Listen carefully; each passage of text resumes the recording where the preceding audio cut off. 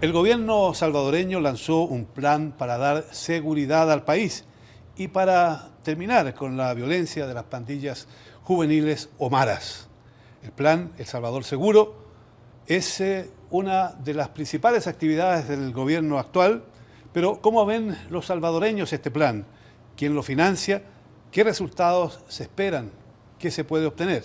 Bienvenidos a Claves, y esta es una coproducción de la televisión alemana Deutsche Welle y el canal 21 del grupo Megavisión aquí en El Salvador. Mi nombre es Gonzalo Ernesto Cáceres y permítame presentarle a nuestros invitados. Con nosotros tenemos al señor Juan Javier Martínez, quien es viceministro de Justicia y Seguridad de El Salvador.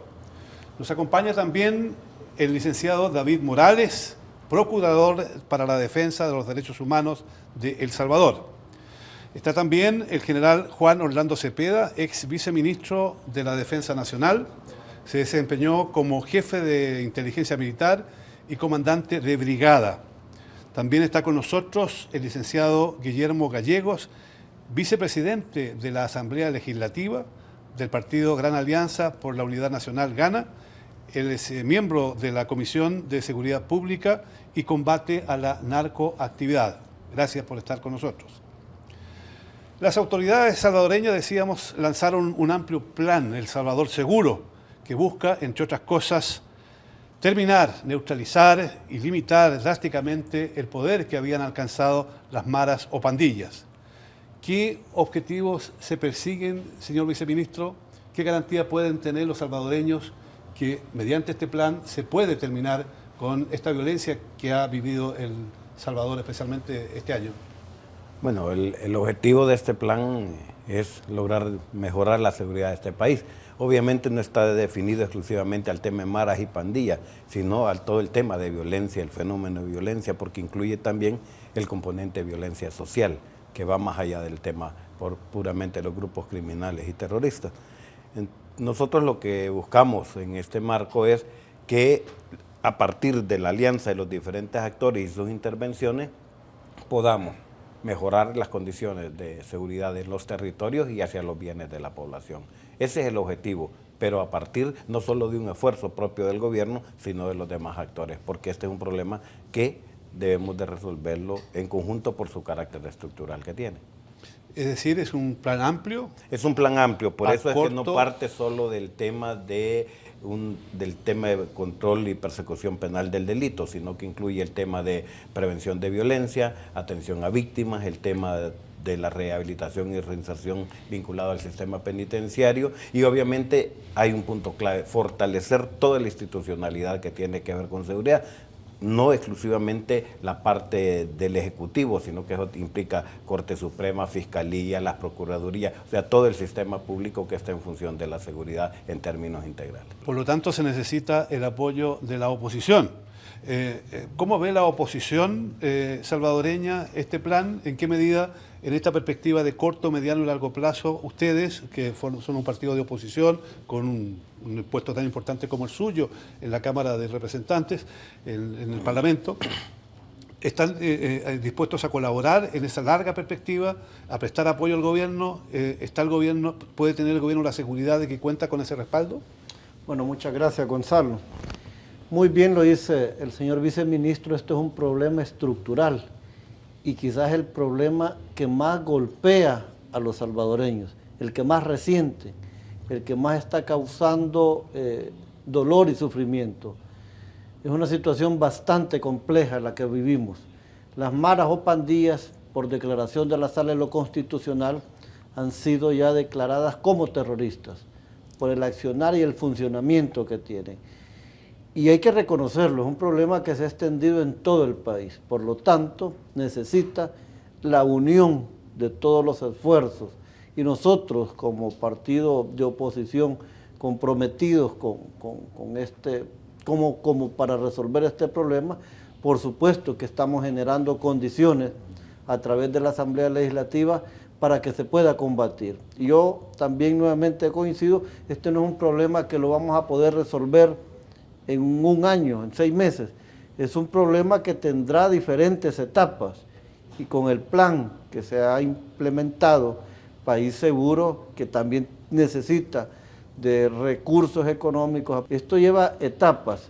A la par de la represión, de la cual yo soy fiel creyente por los niveles de violencia que tenemos de estos sujetos, también debe ir un componente importante de prevención.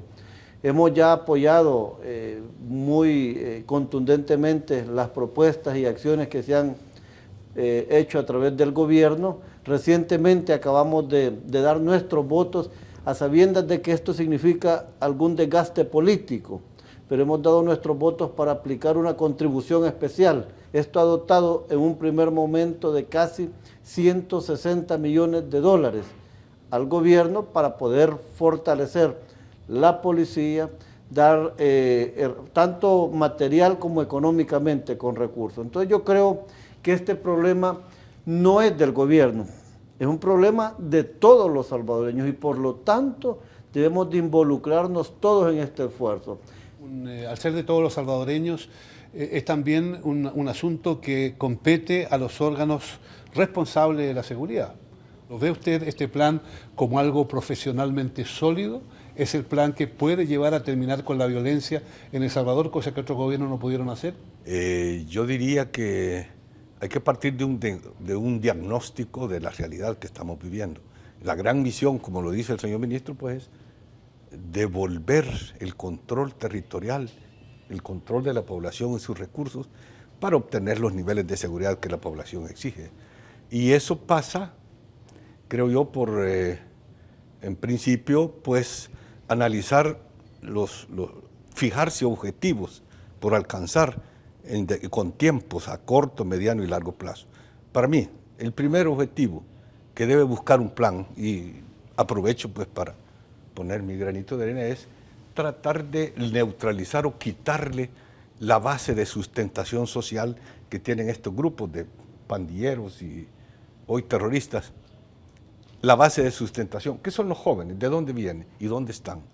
Zonas urbanas marginales y buscar causas, orígenes, para empezar a atacar ese programa. El segundo, ¿qué es lo que motiva a ellos? Los humanos siempre nos movemos por aquellas emociones, aquellas aspiraciones, metas. Y esta, en este caso, es el dinero fácil. Si analizamos el nivel, por ejemplo, de extorsiones, que yo creo que no se ha podido dimensionar en su totalidad el nivel de extorsión, cuánto dinero recogen. Entonces hay que buscar la manera de restringir o quitarle esa base de sustentación económica. ¿De dónde proviene? ¿Por qué no lo habían hecho antes otros gobiernos? ¿Por qué otros gobiernos no lograron terminar con el problema de las pandillas cuando recién se estaba iniciando el problema? Mire, yo... ¿No lo tuvieron en cuenta como debía ser? Por falta de planeamiento, por falta de análisis. Y el problema lo veían un tanto marginal, grupos que salen ahí resentidos sociales. Y la verdad que yo me recuerdo a finales del 2003, casi en el 2004, había un director, Meneses, hablaba de 10.000, 11.000 mareros, integrantes de las maras. Pero hoy se habla de entre 60 a 70.000. Entonces el problema no se atacó como debía ser. Pero no terminé. Yo creo que el problema fue que dejamos que esa población que está en edad de incorporarse se fue proliferando y fueron ganando territorialidad. Hoy tenemos no sé cuántos sectores críticos, cuántos departamentos, cuántos son 7, me decían por ahí así. Luego, la base de sustentación económica. Si usted no tiene, puede tener el mejor proyecto, los mejores científicos, ingenieros, arquitectos, expertos, pero si no tiene una base, ellos, si no tuvieran una base económica que los motiva, le digo, yo he oído entrevistas, la mayor cantidad de recursos viene del transporte público, de pasajeros. Aquí no hay, creo, ningún transportista, empresario que no pague lo que llaman la renta O sea, son extorsionados por los maderos. Extorsionados. Y eso pasa también con vecinos, pasa también con otros Con ciudadanos. las tienditas, los vecinos, etcétera. casi todos. Pero sería interesante, ya que tenemos también aquí al Procurador de los Derechos Humanos, que nos dijera si este proyecto nacional, que por lo que se ve es un proyecto que concita una unidad bastante grande, política, social y económica, si este proyecto también tiene un componente de derechos humanos. ¿Cómo lo ven ustedes, los defensores de los derechos humanos, la realización de este proyecto? ¿Cómo se tiene que llevar adelante esta lucha contra la delincuencia, dejando de lado el Estado de Derecho, dejando de lado los derechos humanos? Como procurador yo he estado respaldando el plan El Salvador Seguro porque me parece que es un cambio de rumbo histórico en las políticas de seguridad en El Salvador. Después del conflicto armado tuvimos políticas económicas neoliberales muy extremas que redujeron al mínimo las políticas sociales del Estado y catapultaron la migración masiva por razones económicas. Esto, sumado a las condiciones de la posguerra y la violencia del posconflicto, fue generando las condiciones para la expansión de las pandillas, entre otros factores también regionales. Cuando el problema fue creciendo, la respuesta desde el Estado fue unidimensional. Fue básicamente control y represión, pero aún la parte represiva no tenía un enfoque integral. Se trataba de grandes operativos, de redadas, capturas masivas, pero desde una debilidad investigativa, sin investigación científica. La policía debilitó su relación con la comunidad, no se fortaleció la coordinación interinstitucional. Y este tipo de estrategias en El Salvador fueron conocidas como manodurismo. Ahora el manodurismo es un ejemplo de fracaso continental en políticas de seguridad. El Salvador lo vive, ¿no? Aplicó el manodurismo por más de una década y el fenómeno creció exponencialmente, el fenómeno de la violencia, la delincuencia y las pandillas. Ahora el plan El Salvador Seguro supone una apuesta a una visión de respuesta integral al fenómeno de la violencia. El gobierno actual convocó a un espacio que se llama el Consejo Nacional de Seguridad Ciudadana y Convivencia, donde están representadas toda la institucionalidad del Estado que estaría involucrada en atender el problema, no solo el Poder Ejecutivo, sino también instituciones autónomas como la Procuraduría de Derechos Humanos, la Fiscalía General, la Asamblea Legislativa, el Poder Judicial y también a multiplicidad de sectores de la sociedad civil, incluidos los medios de comunicación, las iglesias, las ONGs, diferentes organizaciones que representan poblaciones específicas.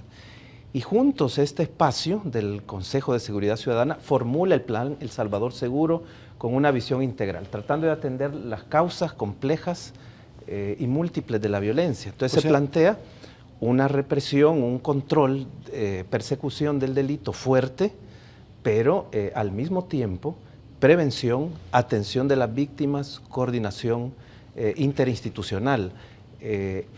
Este plan es un conjunto de más de 100 medidas, ¿verdad?, que tienen esta visión integral y un esfuerzo de Estado, por primera vez un consenso tan amplio, y es compatible con la política de seguridad del gobierno, que está planteando también una visión integral en todos estos ejes. Y todo eso hace estar optimista a muchos salvadoreños de que este programa puede resultar en esa perspectiva.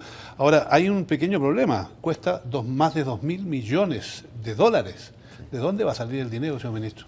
Bueno, ahí parte uno de lo que es el recurso que ya está en el presupuesto normal, que recientemente incluso nos acaba de aprobar la Asamblea Legislativa. Aprovecho para dar las gracias de poder apoyarlo a tiempo, aprobarlo a tiempo. Ahí hay un componente. El otro componente es lo que se pueda obtener a partir de las contribuciones especiales, como la que aquí se ha mencionado. El tercero son los aportes que hacen las instituciones. Mire, el sector privado, por ejemplo, aquí, bajo el esquema de responsabilidad social, tiene una cantidad de inversiones. Lo que pasa es que, igual que otras acciones, las hemos tenido dispersas y no están ubicadas a buscar un componente en particular. Y luego está también el esfuerzo de la cooperación internacional. Creemos nosotros de que puede obtenerse toda vez y cuando nos pongamos en función de de lograrlo. Habrá que priorizar, tendrán que definirse tiempo. Por eso es que en el plan, aunque el plan El Salvador Seguro tiene que ver con acciones nacionales, también hay acciones territoriales y por eso se decide enfocarse en 50 municipios. Aún sabiendo que no hay recursos para 50 municipios, arrancamos con 10. Y por ello es que nosotros llamamos a todos a contribuir desde el componente que cada quien le toca. Aquí hay un reto para el gobierno y es que también debemos de enfocar recursos, debemos de territorializar recursos de acuerdo a prioridades, porque yo creo que ese es el otro elemento. No se trata, y eso el procurador lo ha dicho, se trata de un esfuerzo interinstitucional que no cada quien debe de cumplir su meta, no, tiene que cumplirse la meta de país. Y estamos conscientes que habrá que focalizar recursos del mismo presupuesto del país. Hay otro problema. Conversando con mucha gente estos días aquí en El Salvador, luego de la aplicación de un nuevo impuesto que tiene que ver con los teléfonos o el uso del telefónico, mucha gente me decía, mire, el problema es que este dinero no se va a destinar a lo que se tiene que destinar. Este dinero se lo van a llevar por otra fuente mucha gente. ¿Ya? O sea, hay una desconfianza en la clase política, no se puede negar, que no es propia de El Salvador, por lo demás. Pero hay una desconfianza en la población de que realmente estos recursos puedan destinarse a este objetivo de dar seguridad. ¿Cómo ven ustedes eso? Porque además hay ciertos políticos de oposición que dicen yo no tengo nada que ver con esto, nosotros no apoyamos, estamos en esto, pero esta es una cosa que no es muy popular, así que mejor lo dejamos de lado. ¿Cómo lo ve usted como un hombre de oposición?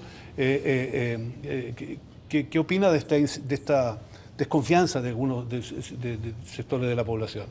Bueno, primero quizás hacer referencia, Gonzalo, al poco compromiso que existe de algunas fuerzas políticas y que la forma más fácil de evitar problemas o desgastes políticos, es decir, yo aquí no colaboro o aquí no voy a dar mis votos porque esto significa algún desgaste. Segundo, tal vez esas posiciones son políticas electorales, porque la medida que el gobierno fracase con el combate a la delincuencia lo veo como una oportunidad en las próximas elecciones.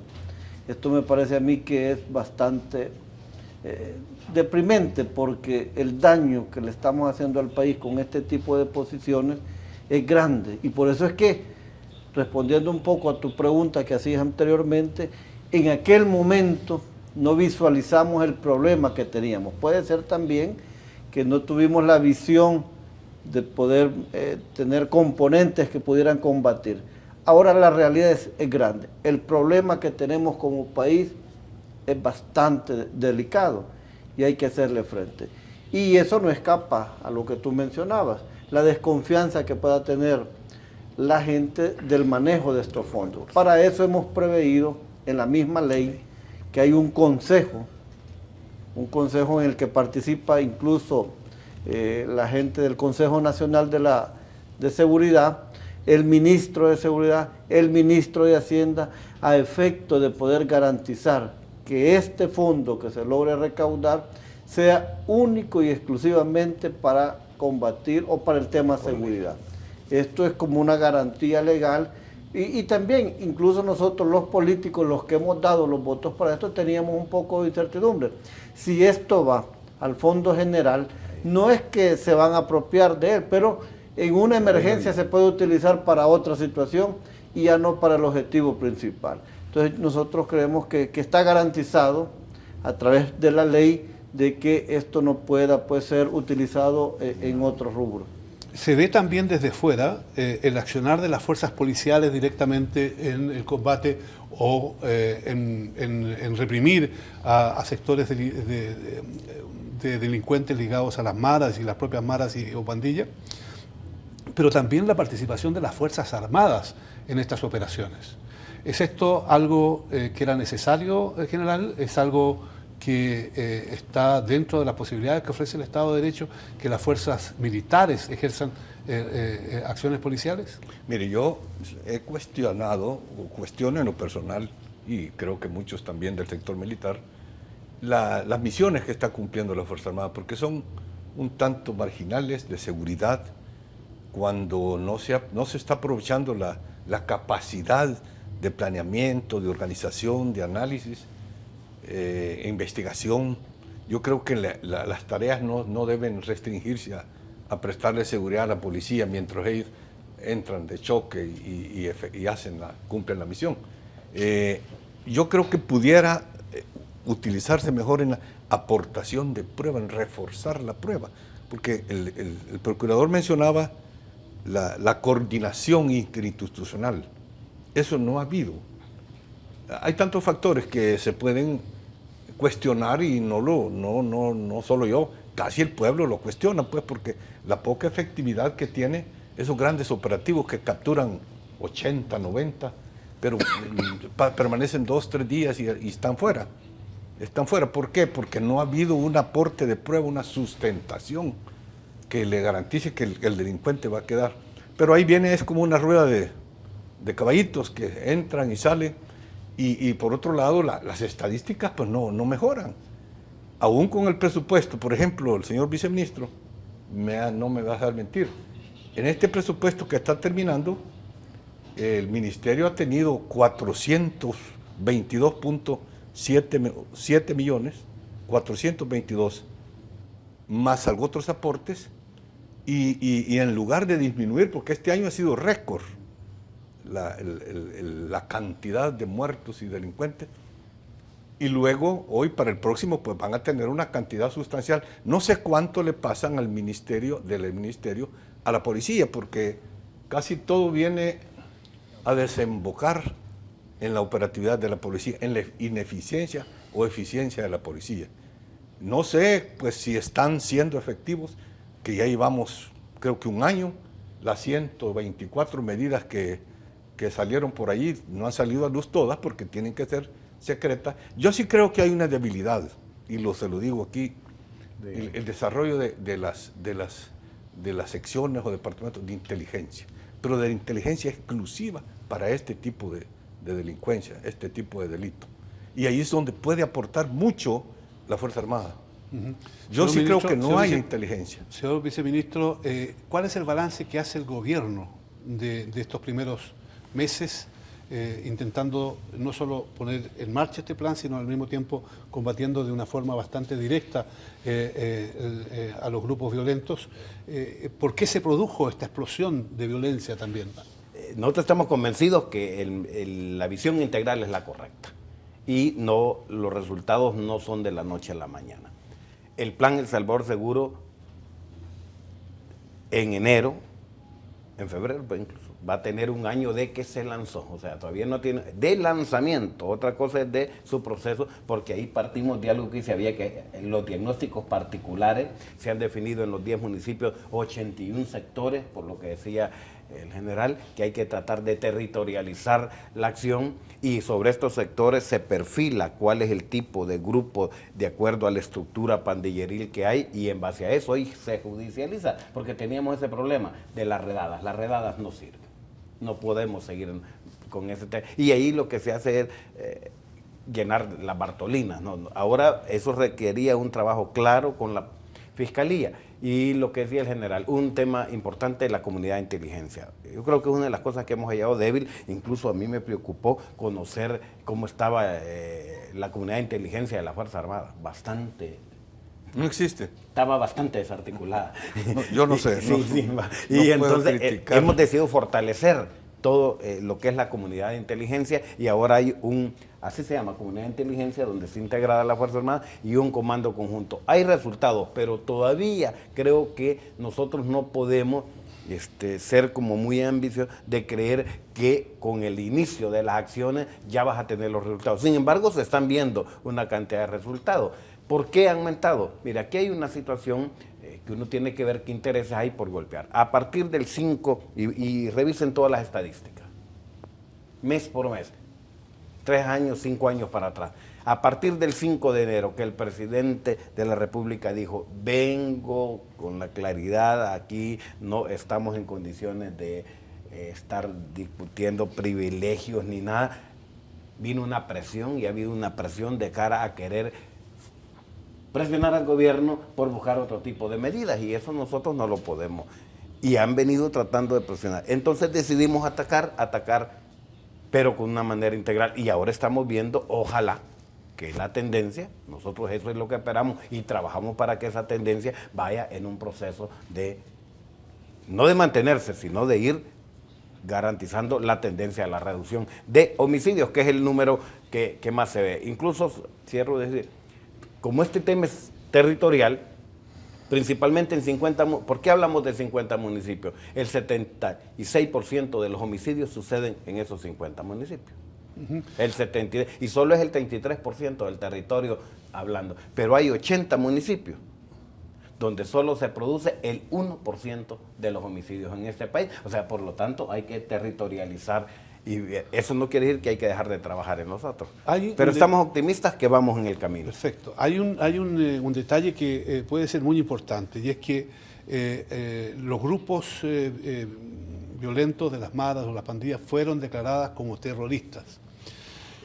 No es una decisión un poco extrema, porque si es así, las razones por las cuales se conoce, se les declaró de ese tipo, es algo que se le podría aplicar no solo a las maras, sino que también a grupos narcotraficantes que producen también terror para conseguir sus objetivos. No se ha ido demasiado lejos con esa definición. ¿Por qué se hizo? Bueno, justamente por el accionar de este tipo de delincuentes.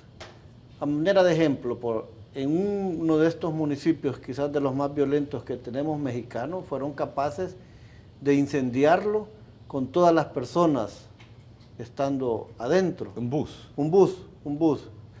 Un medio de transporte. Ataques, por ejemplo, al Parlamento Centroamericano o a los agentes que estaban cubriendo el Parlamento Centroamericano, al mayor centro de justicia de nuestro país, al Isidro Menéndez.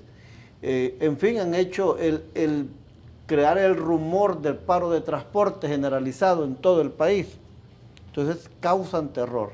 La Corte hace un análisis de todo este tipo de situaciones y los declara como tal, como terroristas. A partir de ahí pues se ha hecho un esfuerzo que yo coincidía en algo importante. Esos 2.000 millones que se requieren, quizás por fondos propios no lo podamos lograr, es difícil.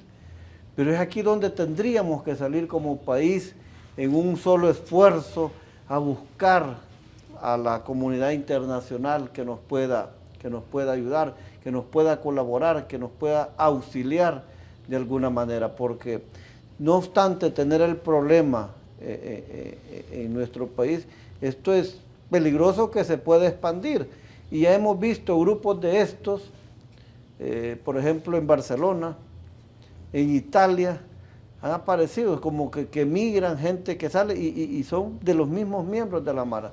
Yo creo que la misma comunidad internacional no puede dejar pasar lo que nosotros hicimos como salvadoreños, que en un momento determinado vimos insignificante la situación y no nos importó y no le hicimos caso y lo atendimos mal, con malas políticas, porque después esto se puede repercutir a nivel internacional. En Guatemala tienen un grave problema, en Honduras también, de la misma índole, y esto se puede ir multiplicando. Entonces yo creo que es importante que los ojos del mundo también vean a El Salvador, que tenemos grupos de terroristas que están acostumbrados, muchos de ellos, a vivir de la renta, de la famosa renta. A esta gente ya no les importa, por ejemplo, ganar 300, 400 dólares al mes, si en una mañana pueden extorsionar a la gente hasta con 2.000, 3.000 dólares. Sería importante, por lo mismo, fortalecer a la Fiscalía de Derechos Humanos para que tuviera un papel más protagónico en las actividades. ¿Hasta qué punto la Fiscalía puede tener una acción todavía mucho más definida para legitimizar algún tipo de acciones que pudieran aparecer en la línea de duda con respecto al atropello de los derechos humanos? Claro, hemos tenido un año 2015 particularmente difícil, Gonzalo. Estos meses de lanzamiento del Plan El Salvador Seguro y la política integral del gobierno han sido meses en los que también el gobierno se posicionó claramente contra cualquier tipo de diálogo o negociación con las pandillas. Es una posición que a mí me parece correcta porque no se puede otorgar legitimidad política a grupos que están generando una cantidad enorme de delitos graves, ¿verdad? Esto solo le genera espacios políticos de acción a estos grupos. Sin embargo, en ese escenario, los grupos delictivos y los grupos de pandillas en este año 2015 han escalado su nivel de violencia.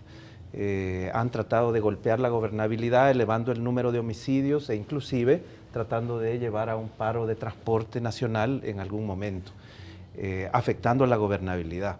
Frente a esto es totalmente legítima una respuesta más contundente, ¿verdad?, de las fuerzas de seguridad, pero debe darse en el marco del respeto de los derechos humanos, en el marco del respeto a la ley y la Constitución. En esta respuesta, que me parece ha sido contundente y es legítima, hemos tenido casos de algunos abusos graves que yo he denunciado, o muertes arbitrarias, abusos contra detenidos. Hemos tenido 2 desapariciones forzadas por efectivos militares que no ocurrían, desapariciones por miembros de la Fuerza Armada del conflicto armado. Entonces es importante, y yo he reclamado del gobierno que haga un esfuerzo más serio, más sólido, de tratar de fortalecer sus mecanismos de control interno, el de la policía, el de la Fuerza Armada.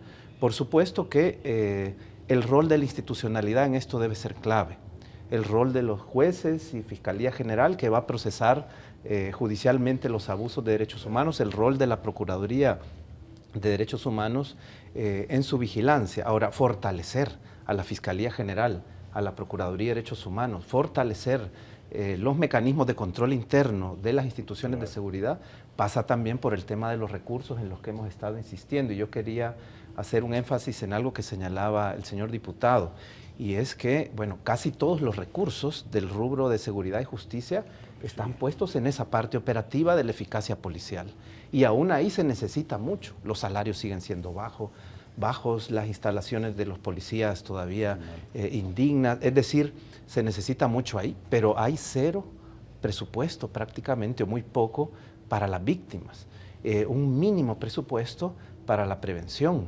Entonces es necesario el recurso. Este tema está atado al tema de la reforma fiscal, y cuando hay tentativas, ¿verdad?, de incrementar la recaudación fiscal, que es indispensable, más presión fiscal, más recursos para financiar la política, encontramos resistencia de grupos de poder económico que tratan de bloquear el avance de la reforma fiscal.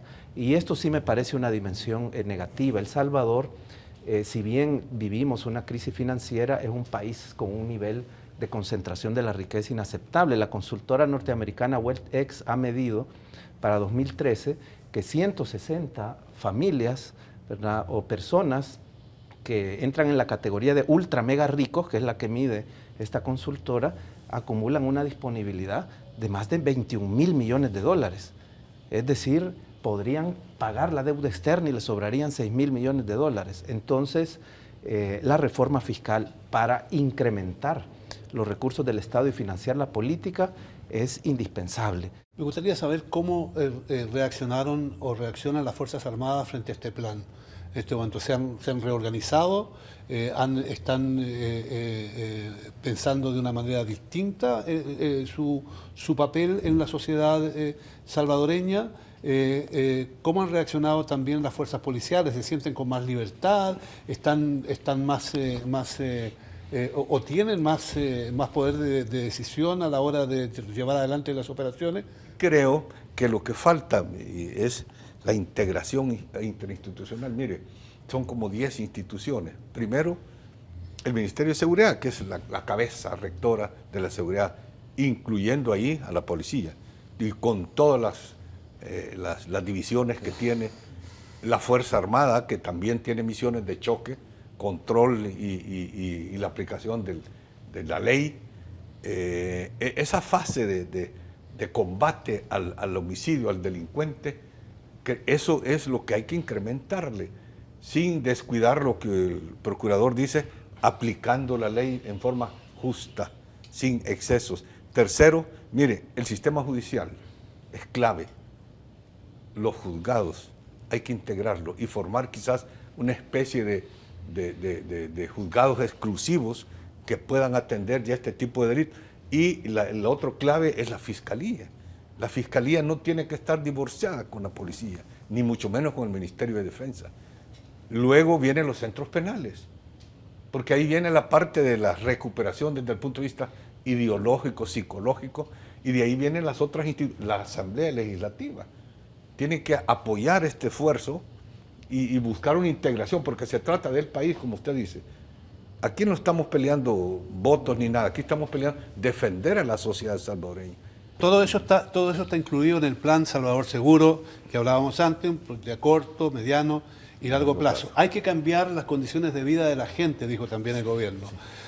¿Cómo se van a cambiar estas condiciones, especialmente en los sectores donde hay una predominancia especial de las maras o pandillas? ¿Qué se está haciendo ahí? ¿Qué se pretende hacer? El plan considera los 5 ejes que tenía la política, y me voy a quizás a detener, porque ya la parte, el general ha hablado sobre la importancia del control del delito, en lo cual obviamente el papel con la Fiscalía es clave, el fortalecimiento y un tema clave, la investigación científica. Esa es una situación que necesitamos mejorar mucho en nuestro país.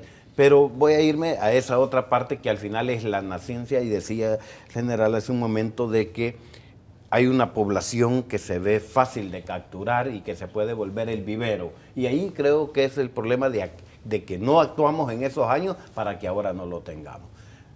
Y eso tiene que ver con todo el problema de la marginalidad o la exclusión social. Mire, lo voy a expresar. Cuando hablamos de los 50 municipios, a la hora que queremos trabajar juntos, las demás instituciones, y que hay que ir a hacer intervenciones de carácter social a esos territorios, una de las instituciones, que se llama aquí el Fondo de Inversión Social, no podía, el FIDL, Fondo de Inversión Social para el Desarrollo Local, imagínense que es la institución, no podía ejecutar en ninguno de los 50 municipios obra, legalmente hablando, bajo el tema de los esfuerzos de comunidades solidarias, porque ninguno de los 100 municipios que tiene aprobado el FIDL para poder trabajar de acuerdo al mapa de pobreza está dentro de los 50 municipios más violentos. Conclusión, ninguno de los municipios que tienen en el mapa de pobreza rural los mayores índices de pobreza están en los municipios más violentos.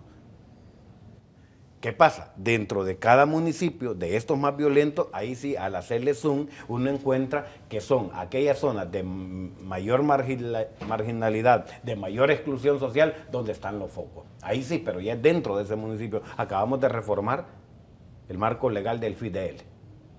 O sea, fíjense hasta dónde llega, o sea, esa es parte, ahí tenemos que trabajar. Y hemos definido, voy a hablar rápidamente 4 cosas en el tema de prevención. 1, le llamamos oportunidades educativas. Es todo un enfoque que no tiene que ver solo con el tema del centro escolar, pero habla de escuela de tiempo pleno, metodología flexible, la relación comunidad, familia, escuela, todo otro componente, pero por tiempo, el otro se llama oportunidades productivas, que tiene que ver con todo el tema de empleo y empleabilidad. El tercero es dinamización de los espacios públicos, y el cuarto es el servicio a la comunidad. En el dinamizar el espacio público es que la gente debe de ir asumiendo, pero eso va a requerir que tú lo controlas para que la gente... Pero cuando hablamos del servicio a la persona, a la familia, a la comunidad, es la razón de ser normal del Estado, que por los mecanismos, los modelos que hemos utilizado en el pasado, hemos generado exclusión social. Esos 4 elementos los tiene bien definido el Plan El Salvador Seguro. Entre tanto, los asesinatos subieron este año a límites nunca vistos. Nunca vistos. Segundo, esto repercute especialmente, creo yo, en los sectores pobres, en los sectores más ligados o cercanos a donde están las maras. Ustedes, que son una organización, la Procuraduría de los Derechos Humanos, que tiene una ligación bastante cercana con los sectores populares, ¿qué saben, qué repercusión han tenido toda esta violencia en los lugares donde están las maras? ¿La gente se siente más segura? ¿Piensan de que a partir de ahora van a poder vivir más tranquilos? ¿Podrán vivir más tranquilos? Bueno, hemos planteado como Procuraduría, yo personalmente como Procurador, que la violencia es un fenómeno que está provocando los sufrimientos más grandes y las más grandes violaciones a los derechos humanos. Y el Estado tiene el deber de entrar a proteger, a garantizar la seguridad, la tranquilidad de la población. Por eso es importante que hayan políticas integrales efectivas y que cambiemos de rumbo, no seguir repitiendo las recetas anteriores. En nuestro día a día lo que vemos es sufrimiento del pueblo, ¿verdad? Y por eso uno de mis reclamos mayores al Estado, a las instituciones, al gobierno, es que inicien los programas a favor de las víctimas. Hemos sido un Estado indiferente a sus víctimas. Tuvimos miles de víctimas de graves crímenes contra la humanidad durante el conflicto armado y después el Estado ignoró y discriminó a estas víctimas, privilegió a los perpetradores. Pero cuando vino la violencia delictiva, cuando vino la migración con sus resultados dolorosos también, de los que veían violados sus derechos en el trayecto, en el tránsito, el Estado salvadoreño tampoco atendió a sus víctimas de la posguerra, ni de la violencia reciente, ni de la migración. No hay redes de albergues, no hay programas de atención psicosocial. Entonces estamos reclamando que estos programas ya sean creados y se comiencen a destinar recursos. El plan El Salvador Seguro y la política de gobierno ya incluye el eje de atención a las víctimas, ¿verdad? Hemos encontrado voluntad política, hemos encontrado respuestas positivas de los diferentes poderes y altos funcionarios, pero aún falta llevar esos discursos y ese plan de trabajo diseñado en el papel conseguir, muy importante, a los hechos. Y conseguir los recursos y esperar que... Sí, entonces estamos pidiendo, por ejemplo, ya presentamos una propuesta de un programa de auxilio urgente a las víctimas al gobierno. Lo construimos entre 4 instituciones, el Consejo de la Niñez, el Instituto de la Mujer, el Instituto de la Juventud y la Procuraduría de Derechos Humanos. Ahí planteamos una red de albergues a nivel nacional con servicio integral. Hicimos los costeos, los costos que esto implicaría, y lo hemos presentado en el marco del Consejo de Seguridad Ciudadana y a las altas autoridades del gobierno. Y ahora estamos demandando que haya financiamiento. Lo primero que se atiende en un desastre natural, en un terremoto, son a las víctimas. Y entonces con la violencia también a las víctimas. En las comunidades hay mucho sufrimiento causado por los grupos delictivos, por las pandillas, pero la intervención del Estado todavía no es integral y no hay acciones todavía de auxilio inmediato a las víctimas. Eso es lo que nosotros estamos demandando precisamente. El Salvador Seguro, sin duda alguna, es un proyecto gigantesco que requiere el respaldo internacional, pero también, sobre todo, el esfuerzo y la unidad de los propios salvadoreños. Es de esperar que este proyecto tenga resultados óptimos en beneficio de todo el país. Gracias por acompañarnos, gracias por estar con nosotros.